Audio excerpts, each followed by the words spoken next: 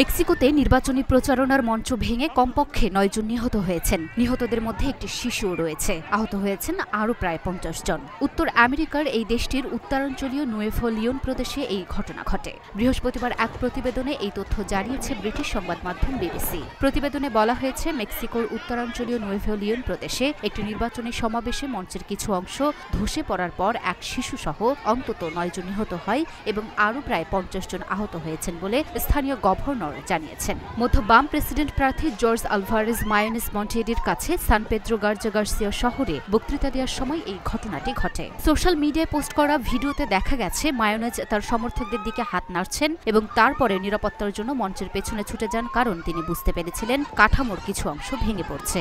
এ সময় মঞ্চ থেকে লোকজনের চিৎকার ও দৌড়াদৌড়িও শোনা যায়। এদিকে স্থানীয় গভর্নর স্যামুয়েল গার্সিয়া বলেন, মঞ্চ দুর্ঘটনায় আহতদের উদ্ধার করে স্থানীয় ক্লিনিকে চিকিৎসা দেওয়া হয়েছে। তিনি এই দুর্ঘটনার জন্য ঝড় বৃষ্টিকে দায়ী করেন। এছাড়া স্থানীয় বাসিন্দাদের বজ্রপাত ও ঝড় বৃষ্টি থেকে নিরাপদে থাকতে ঘরে থাকার আহ্বান জানান তিনি।